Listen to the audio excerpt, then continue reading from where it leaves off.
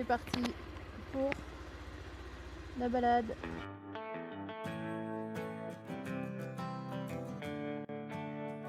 Donc première étape de préparation, j'ai préparé mes affaires pour prendre la moto. Donc j'ai mon pantalon doublé Kevlar là, qui est assez lourd. Il y a des coques sur les genoux et je vais vous montrer la suite dans l'entrée. C'est parti, du coup j'ai tout mon équipement, donc dorsale, donc ça c'est la dorsale qui est accrochée, le manteau, le casque, les gants sont à l'intérieur, c'est parti. Donc là c'est cool, le parking il est ouvert, du coup je vais pouvoir sortir facilement sans avoir sortir le bip et tout ça. Voilà, la 125, tchoup. Et je vous retrouve après la conduite. Je sais pas trop ce que ça va donner le son dans le casque, mais voilà, je reviens de ma balade. Donc voilà, petit débrief du coup calme après que j'ai enlevé tout mon équipement parce que du coup il faut sortir équipé quand on part en moto. Donc voilà, tout de suite pour le débrief de cette petite sortie. Alors, hier, je suis rentrée de ma balade de moto, j'ai fait ma petite vidéo de débrief et en essayant de faire le montage aujourd'hui, je me suis rendu compte que en fait, le son était tout pourri. Donc, je refais une vidéo pour faire un débrief, donc cette fois-ci avec mon appareil photo réflexe plutôt que le téléphone. L'image est un peu sombre parce que je suis le soir et que du coup, ça fait plus sombre. Idéalement, on enregistre avec des conditions de journée, avec la grande fenêtre, tout ça. Pour revenir à la moto, donc ça faisait plusieurs mois que j'avais pas conduit. En fait, ça fait 3 ans que j'ai passé mon attestation.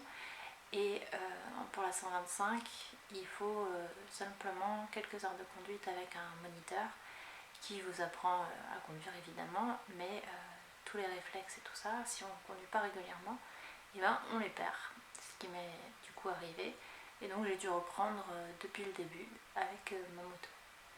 Donc pour appliquer du coup l'approche petit domino, j'ai commencé d'abord en montant sur ma moto le soir quand je rentrais avec la voiture et en m'entraînant à l'arrêt à répéter les mouvements de passage de vitesse. Et puis quand j'ai eu un peu plus de temps et puis le temps au beau fixe, je suis sortie avec la moto. Donc j'ai d'abord choisi de faire une simple ligne droite, voir comment c'était au bout, attendre tranquillement que les voitures passent, vraiment prendre le temps pour se sentir suffisamment en sécurité et pour courir le moins de risques possible. J'ai fait mon premier tour de quartier, donc c'est tout un quartier avec des rues à sens unique. C'est l'avantage que j'ai pas de voiture à contresens. Et du coup, je fais mon premier petit tour, je me sens plutôt bien, je continue un deuxième tour, je me dis bon, ça ira pour aujourd'hui, je rentre.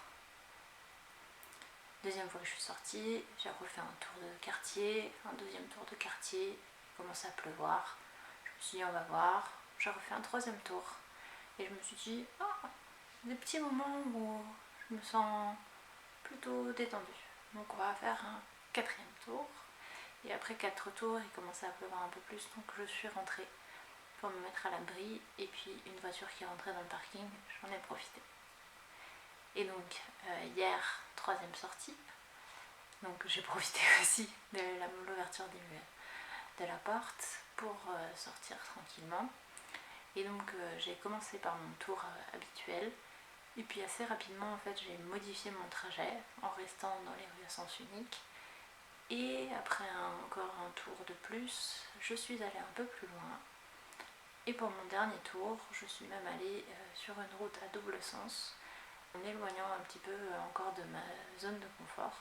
Puisque finalement, c'est ça le challenge, c'est de trouver le juste équilibre entre le moment où on est vraiment dans l'inconnu et puis quand même garder du plaisir pour rester dans cette zone d'apprentissage et du coup agrandir la zone de confort. Si vous voulez en savoir plus sur ma progression en moto ou sur d'autres sujets, posez vos questions ou vos suggestions en commentaire et merci d'avoir suivi la vidéo jusqu'au bout. À la prochaine.